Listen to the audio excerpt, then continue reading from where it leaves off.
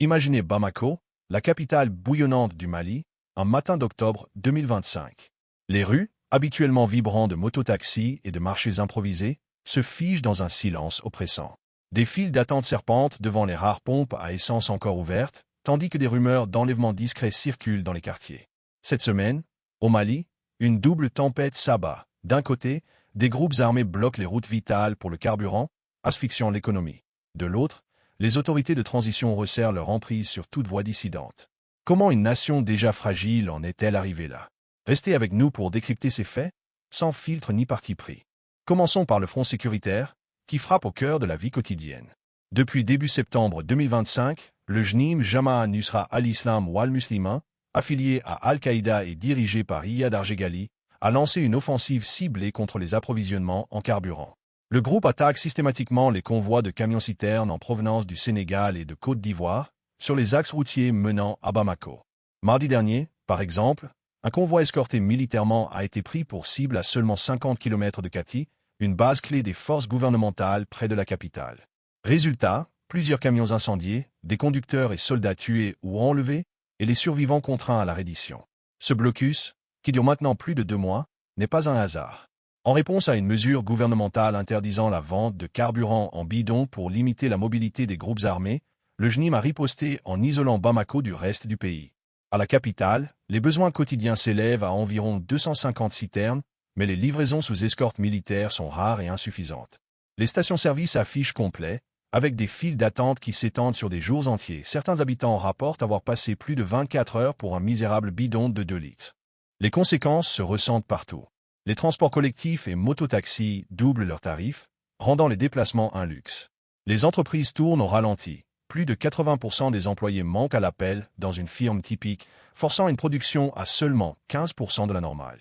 Les coupures d'électricité, aggravées par le manque de carburant pour les générateurs, paralysent les services publics. Et pour les plus vulnérables, le ministère de l'Éducation a suspendu les cours dans les écoles et universités pour au moins 2 semaines, avec une réouverture prévue le 10 novembre.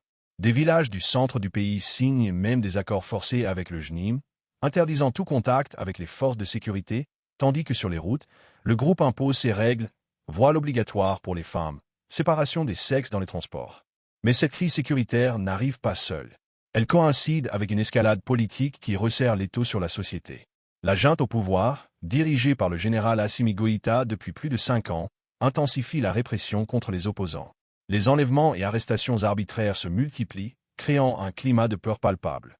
Prenez l'exemple de Cheikh Oumar Diallo, ancien leader syndical et critique virulent du régime. Le 25 octobre dernier, il a été enlevé en plein jour à Bamako par des individus se présentant comme des gendarmes.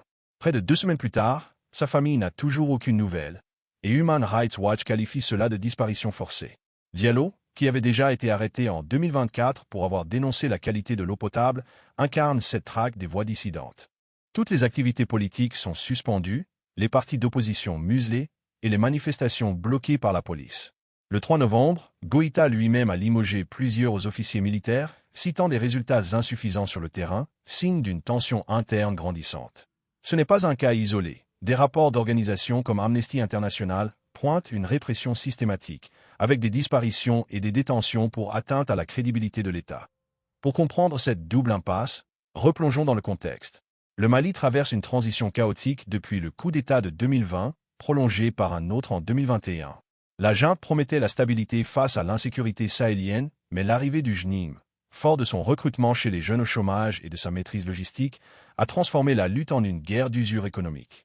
Ce blocus n'est pas qu'une tactique militaire. Il exploite les faiblesses structurelles, comme l'absence de l'État dans les zones rurales, pour priver Bamako de ressources et de soutien populaire.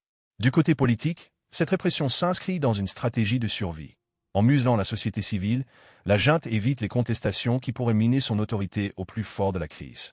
L'inflation, la plus élevée de l'Union économique et monétaire ouest-africaine depuis début 2025, s'aggrave avec ces pénuries, touchant d'abord les ménages modestes. Riz, sucre et huile deviennent rares. Les prix des légumes doublent en raison des difficultés d'irrigation. Sans élection en vue, l'instabilité s'enracine, opposant un pouvoir autoritaire à des groupes armés qui, paradoxalement, pourraient perdre en popularité en martyrisant la population civile. Aujourd'hui, en novembre 2025, cette équation laisse le Mali dans une incertitude profonde. Comment briser ce cercle vicieux sans dialogue ni ressources? En résumé, Cette semaine au Mali illustre une nation prise en étau. Un blocus qui paralyse l'économie et une répression qui étouffe les voix. Ces faits, tirés de sources fiables comme la BBC et RFI, nous rappellent l'urgence d'une stabilité partagée. Que pensez-vous de cette double crise, un tournant ou un sursaut possible? Dites-le nous en commentaire, abonnez-vous pour plus d'analyses neutres sur l'Afrique, et n'oubliez pas de liker si cela vous a éclairé.